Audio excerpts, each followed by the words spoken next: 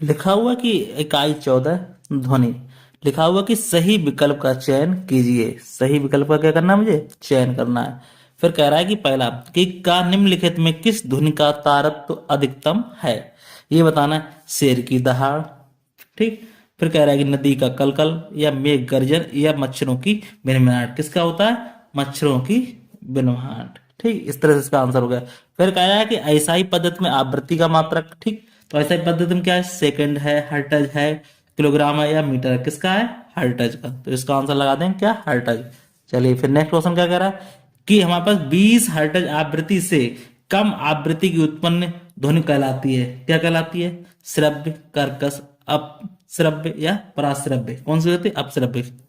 फिर कह रहे हैं ढोलक में ध्वनि उत्पन्न होती है रगड़ने से, खींचने से, फूंक मारने से, आघात से। किससे होती है, आघात, क्योंकि जब तक बजाएंगे तब तक ढोलक बजेगी नहीं। इस तरह से इसका हो गया। फिर क्या कह रहा है, ध्वनि की चाल सबसे अधिक होती है किसमें, ठोस में, गैस में, द्रव में या निर्वात में। किसमें होती है, ठोस में। ध्वनि की चाल कैसी होती है, सबसे अधिक होती है ठोस में। इस तरह इसका आंसर हो गया।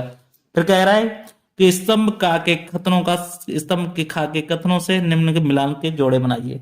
कह रहा है नंबर स्तंभ का दिया गया, स्तंभ खा दिया गया। फिर कह रहा है कि सुस्वर ध्वनि होती है, सुस्वर की ध्वनि होती है किसके द्वारा, हारमोनियम और ढोलक से उत्पन्न होती है। श्रव्य ध्वनि जो सुनी जा सके वो किसकी होती है, मनुष्यों द्वारा। क्या श्रव्य ध्वनि क्या होती है, मनुष्यों के द्वारा सुनी जा सकने वाली ध्वनि है। अश्रव्य ध्वनि ये किसके, अश्रव्य ध्वनि होती है वो क्या होती है, वो हमारी क्या होती है, किससे होती है। यहाँ पे लिखोगे, आप लिखा भूकंप से उत्पन्न होती है या किससे होती है, तो यहाँ पे या फूक मार कर उत्पन्न करते हैं। तो यहाँ क्या हो जाएगी, इस तरफ ध्वनि क्या है, भूकंप से, ठीक। अब यहाँ पे क्या हो जाएगी, बांसुरी से ध्वनि कौन सी हो जाएगी, फूंक मार के, क्योंकि बांसुरी धुन कैसे बजती है, फूंक मार कर उत्पन्न करते हैं, ठीक। इस तरह इसका आंसर हो जाएगा। अब देखो इसका कायदा में इसका आंसर क्या होना चाहिए, अपसर्प ध्वनि है तो इसका धन का आंसर ये होना चाहिए था कि 20 कंपन प्रति सेकंड से कम आवृत्ति की धुन को हम क्या कहते हैं, अपसर्प ध्वनि। और उसका आंसर नहीं दिया। अब यहाँ पे जो जोड़ा दिया उससे मिलाना चाहिए था, मिला दिया इसको लिए। कोई डाउट हो उसको पूछ लेना है। चलिए नेक्स्ट क्वेश्चन हम देख लेते हैं क्या कह रहा है। क्या कह रहा है नेक्स्ट क्वेश्चन, कह रहा है कि निम्नलिखित कथनों में सही कथन पर सही का, गलत कथन पर गलत का चिन्ह लगाइए।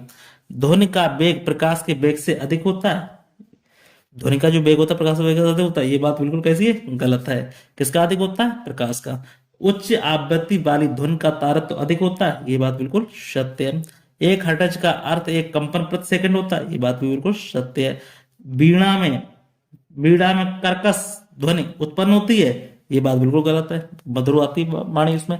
ध्वनि संचरण के लिए माध्यम की आवश्यकता नहीं होती है, होती है भाई, बिना माध्यम के कैसे चलेगा। इसलिए इसका आंसर गलत हो गया। कोई डाउट हो उसको पूछ लेना। फिर क्या कह रहा है, रिक्त स्थानों की पूर्ति कीजिए। कंपन करती हुई वस्तु का अधिकतम विस्थापन कहलाता, क्या कहलाता है, आयाम। यहां लिखेंगे क्या कहलाता है, आयाम कहलाता है। फिर कह रहा है कि ध्वनि संचरण के लिए क्या होती है, माध्यम की आवश्यकता है। किसकी, माध्यम की आवश्यकता होती है। कंपन करने वाली वस्तु द्वारा एक कंपन में लगे समय को उसका क्या कहते हैं, आवर्त काल। क्या कहते हैं उसको, आवर्त काल कहते हैं। ध्वनि की चाल गैस से कैसी होती है, गैस में कैसी न्यूनतम होती है। किसी माध्यम में निश्चित ताप पर ध्वनि की चाल क्या कहती है, परावर्तित होती है, ठीक। इस तरह इसका आंसर कर सकते हैं। कोई डाउट हो उसको पूछ लेना। फिर क्या कह रहा है, निम्नलिखित प्रश्नों के उत्तर दीजिए। क्या कह रहा है, लिखा हुआ कि प्रतिध्वनि को परिभाषित कीजिए। बहुत ही अच्छा क्वेश्चन है। चलिए इसका आंसर हम दे लेते हैं। यहाँ डालेंगे उत्तर और इसका उत्तर हम लिखेंगे। किस तरह लिखेंगे, देखो लिखेंगे यहाँ प्रतिध्वनि कहाँ होती है, पहाड़ों पे होती है। लिखो, किसी पहाड़ी के पास या किसी बड़े हॉल में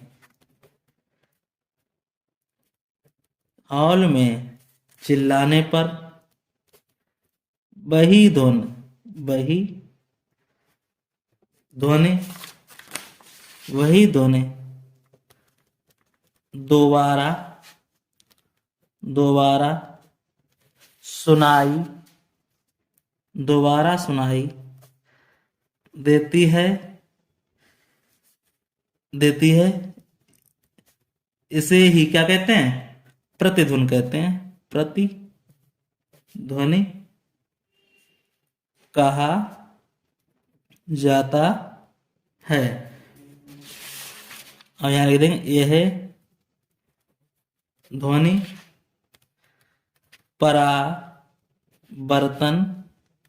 के कारण होती है। ठीक, इस तरह इसका आंसर हो गया। कोई डाउट हो उसको पूछ लेना। ठीक, चलिए अब नेक्स्ट क्वेश्चन देख लेते हैं। नेक्स्ट क्वेश्चन हमसे क्या कह रहा है? नेक्स्ट क्वेश्चन कह रहा है, ये कह रहा है कि तारत्व की परिभाषा लिखिए, मोटी तथा पतली धुन के कारण का अंतर हमें स्पष्ट करना है। तो यहां लिखेंगे, उत्तर डालेंगे। अब इसका आंसर हम जरूर लिखेंगे। लिखें, तारत्व ध्वनि का वह गुण है जिसके द्वारा हम मोटी या पतली धुन में अंतर कर सकते हैं। कैसे? लिखो यहां पे, उच्च तारत्व वाले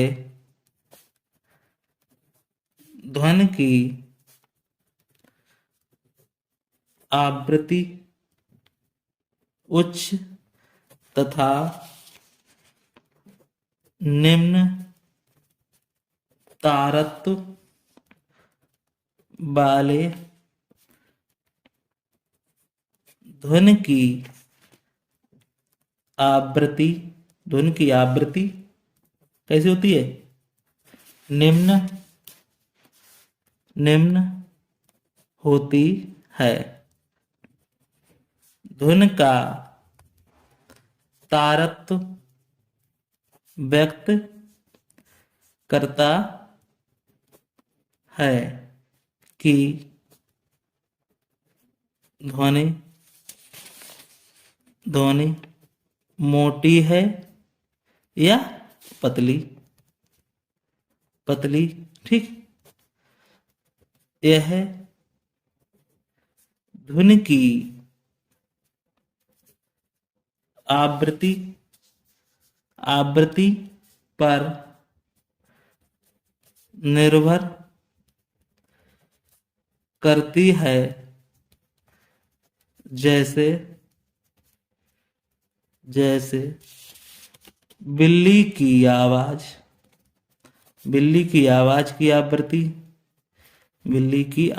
की आवृत्ति, तारत्व कुत्ते के भौंकने की आवृत्ति से अधिक होती है। इसलिए बिल्ली की आवाज पतली तथा कुत्ते की आवाज मोटी होती है। ठीक, इस तरह इसका आंसर दे सकते हैं। कोई डाउट हो उसको कमेंट बॉक्स में कमेंट करके पूछ सकते हैं। फिर क्या लिखा हुआ है? ध्वनि प्रदूषण के कारण तथा उसके निवारण लिखिए। चलिए लिख देते हैं आप उत्तर डाल के। ध्वनि प्रदूषण लिखो, वातावरण में अत्यधिक या अवांछित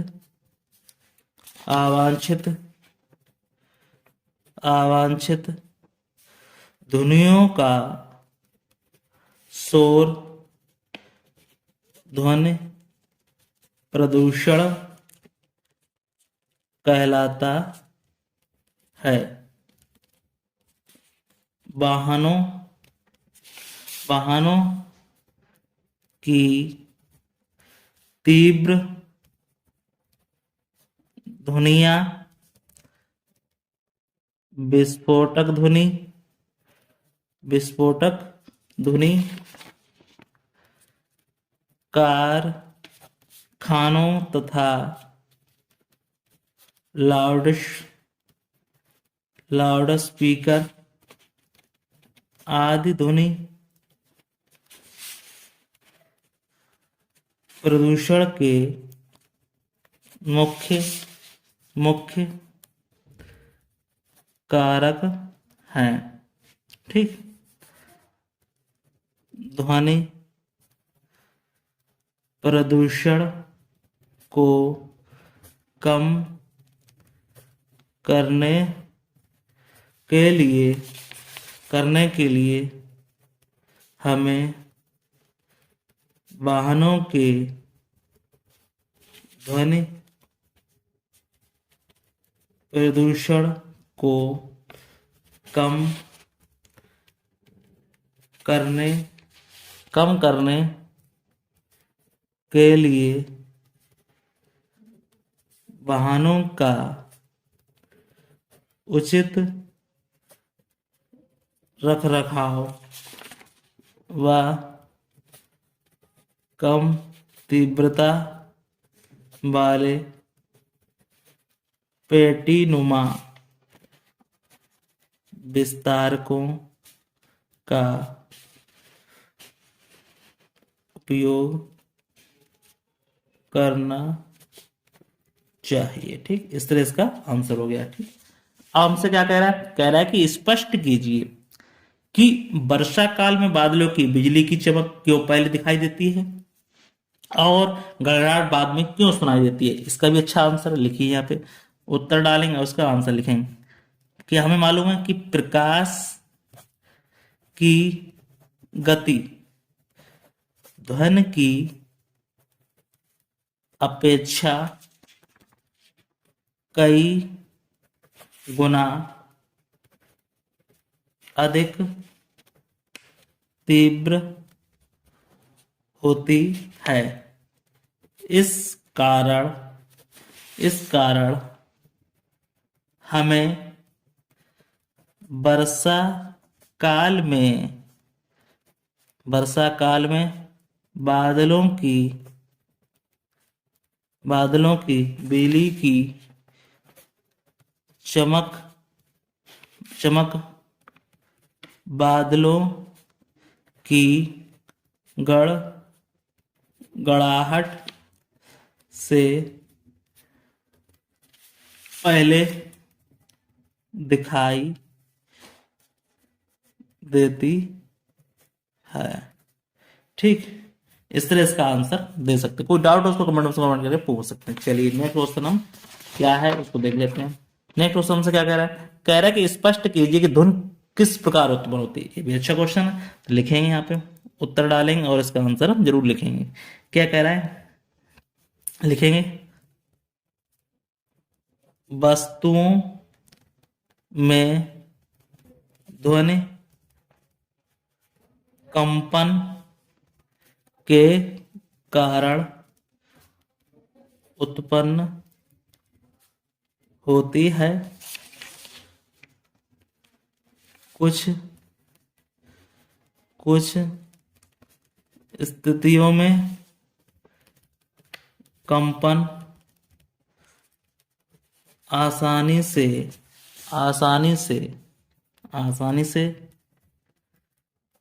दिखाई दे जाते हैं। अधिकांश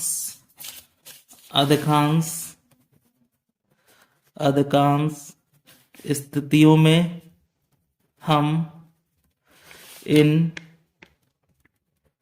कंपनों को नहीं देख पाते, बल्कि उसका अनुभव कर पाते है। जैसे जैसे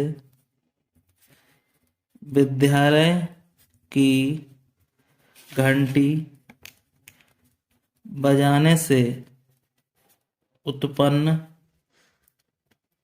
ध्वनि में ध्वनि में ध्वनि में घंटे के कंपन का अनुभव छूकर कर सकते हैं। इस तरह इसका आंसर हम दे सकते हैं। कोई डाउट उसको कमेंट बॉक्स में कमेंट करके पूछ सकते हैं, कोई डाउट हो उसको, ठीक है। बहुत ही अच्छा आंसर है।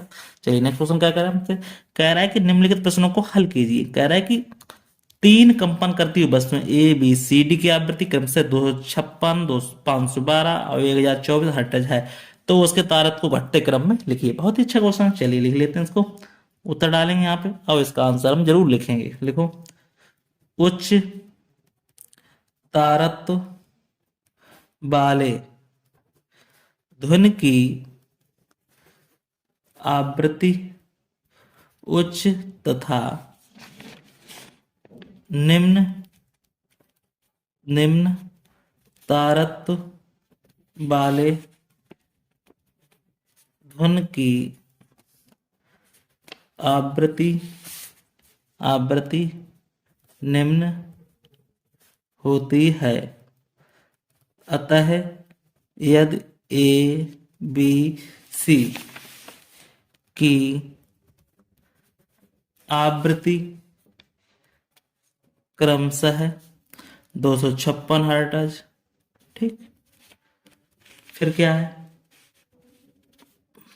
256, 512 हर्ट्ज और 1024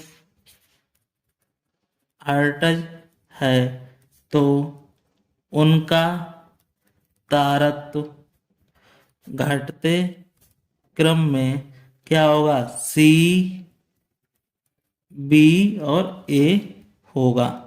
ठीक, इस तरह इसका आंसर हो गया। कोई डाउट उसको पूछ लेना। घटते क्रम में सीधी बात, 1024 पहले आएगा, फिर 512 आएगा, फिर उसके बाद क्या आएगा हमारा 256 आ जाएगा। चलिए नेक्स्ट क्वेश्चन क्या कह रहा है कि दो व्यक्ति, खा नंबर है, दो व्यक्ति ए तथा बी एक ऊंची इमारत के सामने ध्वनि उत्पन्न करते हैं तथा दोनों क्रमशः एक परावर्तन तथा 10 परावर्तन के पश्चात ध्वनि को सुनते हैं। ठीक, और तो इसमें कौन सी ध्वनि प्रतिध्वनि तथा कौन सी ध्वनि गूंज होगी। ठीक, तो नंबर उत्तर लिखें यहाँ पे। तो ए द्वारा सुनी जाने वाली एक परावर्तन वाली ध्वनि प्रतिध्वनि बी द्वारा सुनी जाने वाली 10 परावर्तन वाली ध्वनि कैसी है, गूंज है। सीधी बात, इसका आंसर हो गया। बहुत ही अच्छा क्वेश्चन था। एक होगी परावर्तन होगी, 10 होंगे तो क्या गूंज जाएगी आवाज, वहीं पे 10 लोग चिल्लाएंगे जगह पे। ठीक, चलिए नेक्स्ट क्वेश्चन हम देख लेते हैं क्या कह रहा है। नेक्स्ट क्वेश्चन हमसे क्या कह रहा है, नेक्स्ट क्वेश्चन हमसे कह रहा है कि हमें बांसुरी और कोयल की कुहुक जैसे आवाजें कर्णप्रिय लगती हैं, परंतु लाउड स्पीकर की तीव्र आवाज कर्णप्रिय नहीं लगती है। इसका कारण हमें बताइए, ऐसा क्यों है। चलिए लिखिए उत्तर यहाँ पे। नियमित एवं आवर्ती कंपनों से उत्पन्न ध्वनि जो कान पर मधुर प्रभाव डालती है, सुस्वर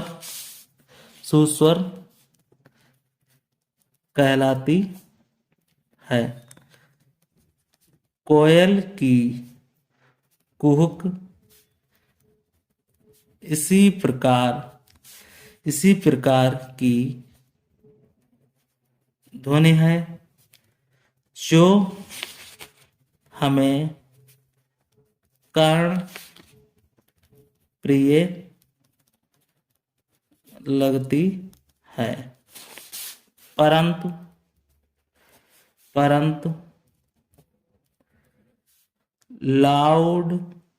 लाउड स्पीकर के तेज बजने से अनियमित एवं अनावर्ती कंपनों से कर्कश ध्वनि उत्पन्न होती है। इस कारण यह ध्वनि हमें